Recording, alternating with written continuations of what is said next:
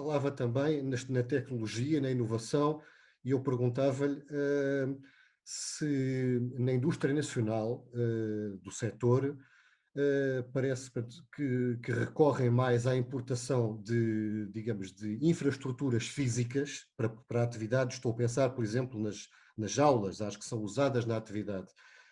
Quando eu pergunto, não haverá em Portugal uma indústria metalomecânica capaz de responder às vossas necessidades? E pergunto, e se havendo, porque é que não recorrem mais? Perguntava-lhe se estou a ler bem a realidade ou não. É assim, há esse interesse. É um facto que muitas empresas recorrem à importação. E recorrem à importação porquê e de onde? Recorrem à importação muitas vezes de empresas de outros países onde já existe esta aquacultura, por exemplo, das jaulas, onde já existe, da Noruega, onde já existe tecnologia e conhecimento. Ok. Ou seja, onde as empresas já têm as fábricas, entre aspas, para produzir as jaulas, como por exemplo existe a Auto Europa, ou seja, já está tudo alinhado para a produção em série de jaulas. Por Então isso, aqui estaríamos muitas atrasados em vezes relação a essas isso, não? empresas, como? Estaríamos atrasados aqui em relação a isso, em termos de processos É de porque em fabrico. Portugal não existe essa massa crítica. Por exemplo, Ok, no mar aberto, quer dizer, ainda não há assim, nem de perto, nem de longe, a massa crítica que existe na Noruega, que existe em Espanha, que existe na Grécia ou na Turquia. e não Por tem isso é que há esta capacidade de resposta necessidade às de vossas importar. necessidades. Não A tem questão, capa- a questão aqui é que, muito possivelmente, esta indústria metalomecânica, ou seja ela qual for, Sim, ainda não tem o conhecimento ou não está formatada para ok, esta atividade. ok. Mas é um caminho que, se a atividade crescer, e eu Hum, ponho sempre este se a claro, atividade claro. crescer, eu acredito que vai crescer, mas se a atividade crescer, é óbvio que isto esta indústria de equipamentos e de serviços vai crescer e vai se adaptar. E eu, por exemplo, eu lembro-me da indústria da automação, Hum, que até há pouco tempo, praticamente, até há uns anos atrás, não existia no setor da aquacultura, mas que hoje, em função de alguns sistemas de produção semi-intensivos, dos sistemas de recirculação, essa indústria, esses sistemas de automação já foram adaptados para a realidade da aquacultura, ou seja, hoje é muito mais fácil encontrar esses sistemas, mas se calhar as primeiras empresas que o instalaram em Portugal, se calhar tiveram que o importar de outros países. Mas hoje em dia já existe esse conhecimento e esse know-how em Portugal. Por isso, na questão das jaulas, na questão das redes, na questão dos equipamentos, hum. nós vamos avançar de certeza nesse sentido. E a indústria vai se adaptar, mas para isso, voltando ao início àquela questão da Estratégia Nacional para o Mar, Uhum. é preciso realmente que o setor cresça como um todo e não apenas determinados sistemas de produção. Preciso que o setor cresça como um todo para exatamente atrair as outras indústrias, a indústria naval, Sim, sim, sim. metalomecânica, Hum. tudo mais, automação, novas tecnologias, para este setor. Vou dar outro exemplo. Uh, Na questão das jaulas que estão na Madeira. Eu sei que há uma empresa, a Blue Grove, que tem feito a monitorização dos fundos marinhos, das redes, com o ROV. Ou seja, já é aplicada essa tecnologia do ROV, já é aplicada também à monitorização das jaulas, do meio envolvente das jaulas, para ver também o bom estado dos peixes, o estado das Sim, redes, senhor. tudo mais. Ou seja, a tecnologia ela vai, de certeza, e essas empresas vão se adaptar ao setor da aquacultura. É preciso existir essa necessidade, Certo, está a certo. perceber? Ou seja, se de um momento para o outro começar a existir várias empresas de recirculação, várias empresas com jaulas em mar aberto e tudo mais, ou seja, começar a haver mercado, certeza que a indústria nacional vai se adaptar e vai conseguir responder a essas necessidades, diminuindo, lá está, as importações. Certo. Está a perceber? Sim, senhor. Mudando agora de assunto, perguntava-lhe, 4 anos depois de ter sido apresentado o famoso Aquacultura Mais, que tenderia a simplificar os procedimentos de licenciamento, peço desculpa, da atividade, entre outros objetivos. Como é que estamos em relação a isso? Portanto, ao fim de 4 anos do programa, qual é a vossa avaliação? E aproveito para lhe perguntar também em simultâneo, planeava-se também nessa altura duplicar a produção para este ano, atingindo este ano, 2020, cerca das 20 mil toneladas em aquacultura. Eu perguntava, portanto, em termos de processos e em termos de produção, como é que o programa evoluiu? Qual é o vosso balanço? É assim, nós na altura, em 2016, quando esse programa foi apresentado, se não estou em erro, em Aveiro, eu na altura, na minha intervenção, disse que seria muito importante que esse programa, o Aquacultura Mais, pudesse ir implementando várias medidas de apoio ao setor ao longo dos vários anos. Isto porquê? Porque quando nós, por exemplo, temos um exemplo de um lago, nós quando mandamos uma pedra para um lago, ele faz aquela ondulação inicial e depois dissipa-se e acabou. Se nós estivermos constantemente a mandar pedras, a ondulação vai se mantendo. Ou seja, isto na aquacultura funciona da mesma maneira, na aquacultura e na economia. Ou seja, se nós aplicarmos uma medida aqui e outra medida daqui a não sei quantos anos, o efeito da primeira medida vai se diluir e o efeito da segunda também se vai diluir. Ou seja, o setor não vai conseguir percepcionar essas medidas. Por isso, na altura, eu referi que era muito importante que fossem sendo implementadas várias medidas ao longo do ano. E o que é certo é que em 2017 saiu publicado o Decreto-Lei 40/2017, que basicamente veio revolucionar e simplificar o sistema de licenciamento para o setor da aquacultura. Realmente foi um decreto-lei revolucionário, porque juntou os vários tipos de licenças que existiam, que eram necessários obter, juntou-as todas num único título, que é o título da atividade agrícola. Por isso, para o empresário ou produtor, quando vai pedir um licenciamento, vai apenas pedir um único título, já não vai pedir 2 ou 3 como tinha de ser feito até então. E isso, em termos de procedimento e de simplificação administrativa, correu bastante bem. Uma outra exceção, mas que confirmam a regra. E nesse aspecto, creio que foi um passo muito grande, muito positivo. O problema é que esse decreto-lei não respondeu na totalidade às pretensões do setor, uma vez que continuou a permitir apenas licenças ou títulos por períodos de 10 anos quando há rejeição de efluentes, ou seja, isto basicamente todas as unidades de produção de peixe no nosso país só podem ter licenças por 10 anos. É óbvio que elas vem prevista uma única renovação, mas mesmo assim ela não é garantida, ou seja, é preciso pedir essa renovação e é preciso que a entidade gestora a conceda. Por isso, na prática, se uma empresa quer fazer um investimento de 5 ou 10 milhões de euros, ou 20, ou o que seja, e vai junto de uma instituição financeira pedir um crédito, ou um apoio, ou o que seja, o que eles vão olhar logo é para o prazo da licença, ou o prazo do título, e vão ver apenas um título por 10 anos. E perguntam logo se... Os 25 anos, ou estou enganado? Os 25 anos é apenas para o licenciamento azul. Só que esse licenciamento azul é preciso haver já áreas definidas para a aquacultura. Ou seja, essas áreas, na prática, é as zonas que estão em mar aberto, na Armona e em Vila Real de Santo António. Sim. Ou seja, nós não temos em terra, nas zonas das águas de transição ou nos rios, não temos ainda áreas definidas para implementar novas unidades. Por isso, na prática, vamos ter sempre licenças e títulos por 10 anos.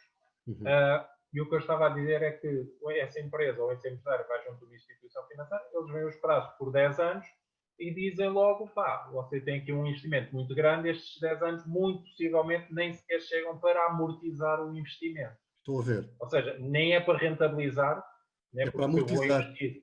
eu quero rentabilizá-lo, não quero Claro, apenas amortizá-lo, óbvio, quero claro, rentabilizá-lo. claro, É esse o objetivo. claro. Mas muitas vezes os 10 anos nem dá sequer para amortizar e por isso muitas vezes as empresas têm muitas dificuldades em conseguir obter financiamento junto da banca para estes projetos. Por isso, esta questão dos prazos a 10 anos, do nosso ponto de vista, tem de ser revista, ou em alternativa a questão das renovações, porque se permitirmos várias renovações por iguais períodos, este problema, se calhar dos prazos de 10 anos, deixa de existir. A questão é que a renovação apenas é permitida por uma única vez. Por isso, isto é um problema. A nível de licenciamento estamos conversados. Há depois uma última norma transitória nesse decreto-lei que não esclarece o que é que vai acontecer agora a todas as licenças de exploração que ainda estão em vigor, porque num dos últimos artigos desse decreto-lei vem a dizer que as licenças que estão em vigor, ou seja, as licenças de exploração dadas pela Direção-Geral das Pescas, mantêm-se em vigor até ao final do seu prazo. Fim do seu prazo, é preciso dar início a um novo processo de pedido de um TA, de um título de atividade agrícola. Sim. O que é que acontece? Essas licenças vão acabar, na sua grande maioria, em maio do próximo ano, e o que é que os produtores vão ter que fazer? Vão todos ter que pedir um novo TAA. O que é que acontece? Ao iniciar um novo procedimento, esse pedido de novo TAA vai ter que ir para edital público. Ou seja, poderão sempre surgir outros interessados. O que acontece? Isto deixa as empresas numa situação bastante precária, porque algumas têm investimentos do MAR 2020 a decorrer e não sabem se, pós maio de 2021, vão conseguir ter o título para continuar a sua atividade. Ou seja, isto está aqui um problema que é preciso resolver. A nossa proposta é que as atuais licenças de exploração sejam automaticamente passadas para títulos de atividade agrícola, desde que os produtores e as empresas demonstrem que estão a produzir, que estão a pagar impostos, que estão a manter os postos de trabalho. Ou seja, é preciso haver esta salvaguarda, porque uma empresa que não esteja a utilizar a sua licença, não esteja a produzir, basicamente, do nosso ponto de vista, não merece que a sua licença seja transformada num título de atividade agrícola. Por isso, é preciso ter esta salvaguarda, passagem das licenças para DAAs, desde que realmente a pessoa demonstre que está a produzir, que está a faturar, que está a vender e que está a criar postos de trabalho. Em relação ao licenciamento, é este o ponto de situação. O decreto-lei foi muito bem-vindo, simplificou, teve estes pequenos dois problemas. Em relação ao ordenamento, que é uma outra pedra basilar do setor da aquacultura, foi feito o plano de ordenamento do espaço marítimo. Houve uma primeira discussão pública em que, basicamente, na primeira proposta, se eu estou recordado, a proposta era mandar a aquacultura para fora das 2 milhas, o que para nós isso é completamente inviável. Deixa de ser viável ter uma aquacultura nessas condições. A segunda proposta já fala, se não estou em erro, em 1,5 milhas. E são definidas várias zonas, em Sagres, na zona da Armona, se não estou em erro, e em Aveiro, se não estou em erro. São definidas algumas zonas. Mas eu não sei se essas zonas, eu duvido muito que algum dia essas zonas venham a ser aproveitadas para a aquacultura, porque, de acordo com o plano, a definição dessas áreas apenas teve em conta a altura da onda, esquecendo-se de muitas outras coisas, como as correntes, o fundo, a batimetria, tudo mais. Ou seja, que são aspectos bastante importantes para a definição de uma zona ótima em mar aberto para a aquacultura. Por isso, eu não sei até que ponto é que este plano da aquacultura, plano de ordenamento do espaço marítimo, vem responder às necessidades necessidades e às pretensões do setor. Depois existe o Plano das Águas de Transição, que era uma excelente oportunidade para o governo, para as entidades definirem as zonas atuais de produção, foram definidas, sim senhora, mas definirem novas zonas de produção contíguas às atuais e em novos espaços. Quando eu digo contíguas às atuais, isto porquê? Para permitir a expansão dessas unidades. Há empresas que fazem investimentos, mas a pensar na sua expansão. E depois, novas zonas de produção para a instalação de novas unidades. E ao ver a discussão, o documento que foi colocado em consulta pública, eu vejo muito poucas áreas, para já não vejo quase áreas contíguas nenhumas às atuais unidades de produção. E depois vejo que há muito poucas novas áreas de produção. Vou dar vários exemplos. Estuário do Lima. Nós, APA, em conjunto com os produtores e após consulta aos produtores que estão no Estuário do Lima, propusemos várias áreas, várias novas zonas de produção no Estuário do Lima. Nenhuma foi tida em conta. Na Ria de Aveiro, sim, foram tidas algumas em conta, mas na parte norte, digamos assim, a norte do canal de entrada da Barra da Ria de Aveiro. Na zona da Gafanha da Encarnação, onde há lá várias zonas que podem ter potencial, também não foram tidas em conta. Na Ria Formosa, não há uma única zona nova para a instalação de novas unidades. E isto é sintomático porque, basicamente, transmite a ideia de que não se quer, por exemplo, na Ria Formosa, não se quer mais a aquacultura. É esta a ideia que este plano transmite para quem está do lado de cá. Eu, ao consultar um plano e vejo que não há novas áreas, para mim a ideia é que, ok, a Ria Formosa não se quer mais aquaculturas, no Estuário do Lima não se quer mais aquaculturas, no Estuário do Mondego é prevista toda a zona da Ilha da Morraceira, é prevista como uma zona com potencial para a aquacultura. No Estuário do Sado há apenas uma parte do estuário, são lá previstos cerca de 1.700 e qualquer coisa hectares, mas eu conheço um pouco esse estuário e sei que 90% a 95% desses 1.700 e tal hectares são lama. Ou seja, são lama que uma pessoa mete lá o pé e enterra-se até aos joelhos ou até às ancas. Por isso, são 1.700 e tal hectares fictícios, por assim dizer, que não vão ser, não têm potencial para a aquacultura. Por isso é um plano que também, se ele for aprovado tal como estava, vai ficar também muito aquém das necessidades do setor. Uma alternativa, que é uma proposta que nós já andamos a fazer há algum tempo, é que junto às zonas, às rias ou às lagoas, existem zonas que pertencem à Reserva Agrícola Nacional, à RAN, que já não têm potencial, ou não, são solos que já não têm capacidade para instalar qualquer tipo de produção agrícola e que, do nosso ponto de vista, poderiam ser zonas que poderiam ser utilizadas para a produção em aquacultura. Existem várias zonas na Ria Formosa, existem zonas na Ria de Alvor, Ria de Aveiro, que poderiam ser utilizadas para a aquacultura. O problema é que a legislação da RAN não permite a instalação de unidades de aquacultura nestas áreas. Mas é aqui uma hipótese, temos aqui um caminho que podemos trabalhar para abrir novas perspectivas, novas zonas de produção para a aquacultura. Depois também temos a zona junto da orla costeira, junto ao mar, que podem ser definidas novas áreas para a instalação, por exemplo, de sistemas de recirculação, que basicamente são sistemas que não precisam de ter muita água, precisam de ter algum espaço junto à linha de água. E isso também é uma proposta que nós fazemos, mas que é preciso realmente avançar.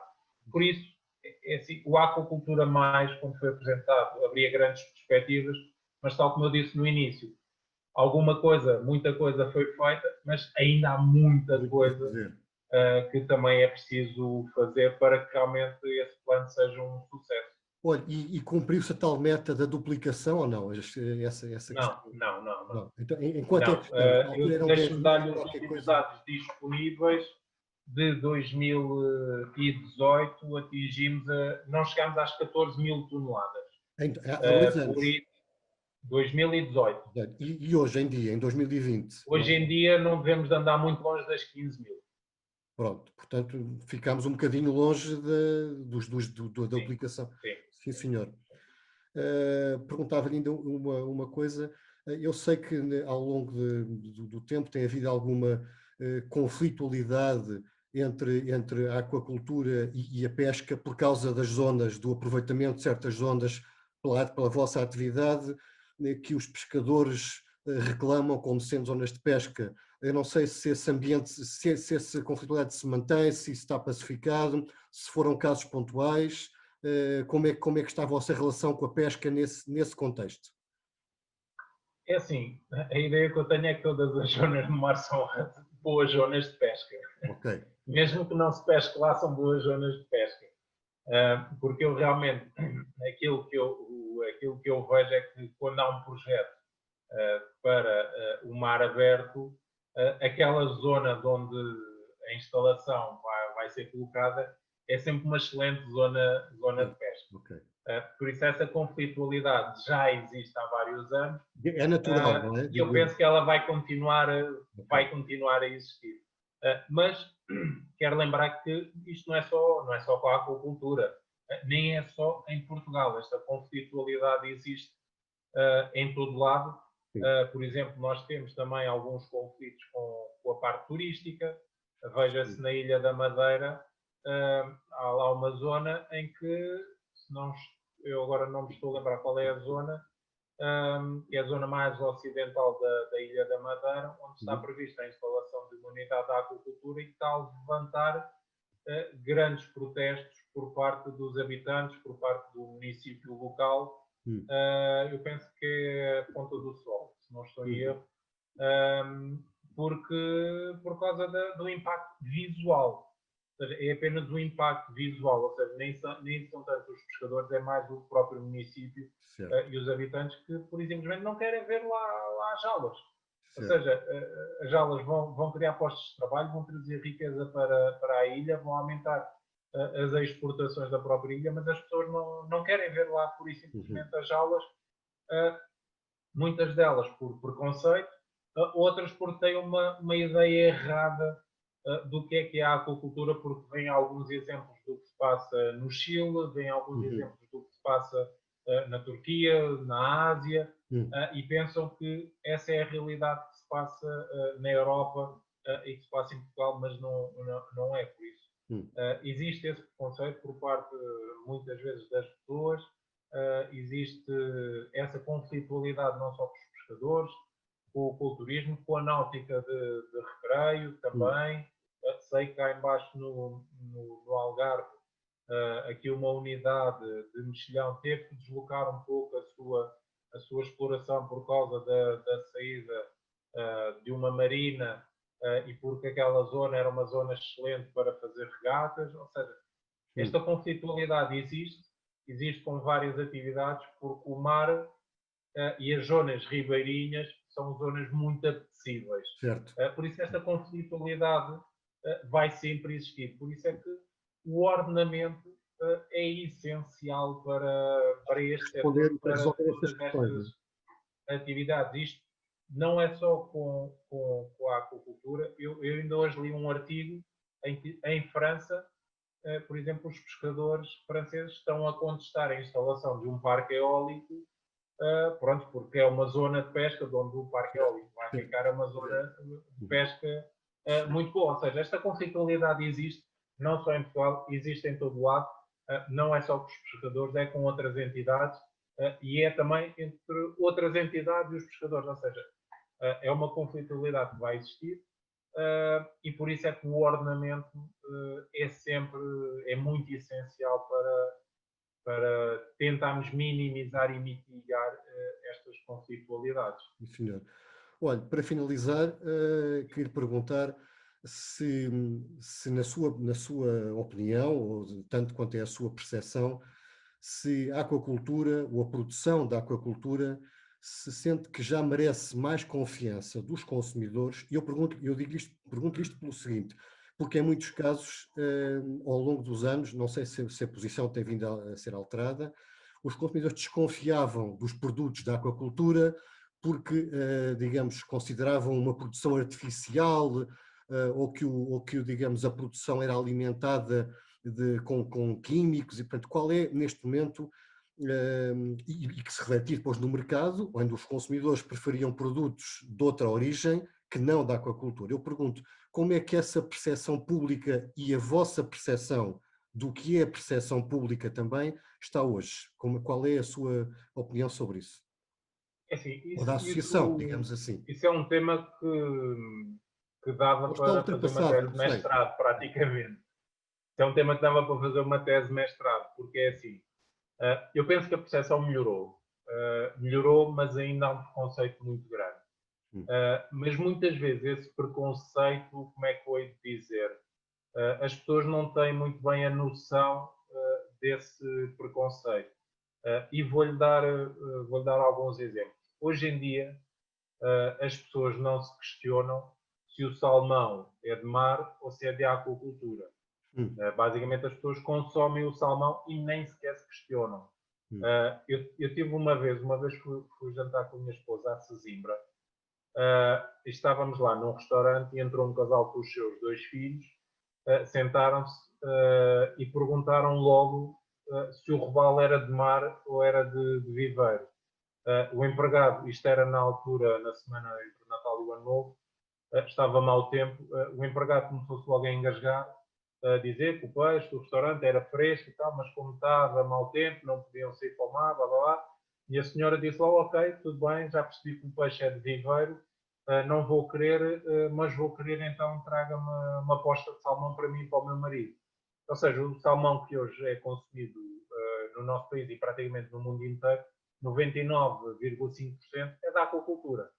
Ou hum. seja, as pessoas já consomem peixe da aquacultura, mas muitas vezes nem têm sequer essa noção. Hoje em dia, toda a dourada, 99% da dourada do robalo que é vendida nos supermercados é da Hum, aquacultura. E as pessoas hum, compram. Está a perceber? Ou seja, e não têm sim, qualquer problema. Mas conscientemente, se lhes perguntar se elas preferem o peixe de mar ou da aquacultura, todas exato. elas vão dizer que preferem, ou quase todas vão dizer que preferem de mar.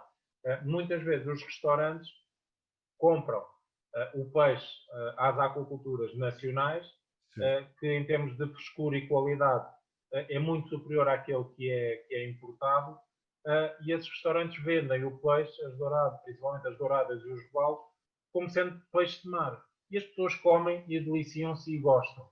sim. Por isso, conscientemente as pessoas dizem, têm esse preconceito, mas inconscientemente, muitas vezes sem saber, Consomem na elas já mesma. estão a comer o peixe da aquacultura e gostam Hum, e querem.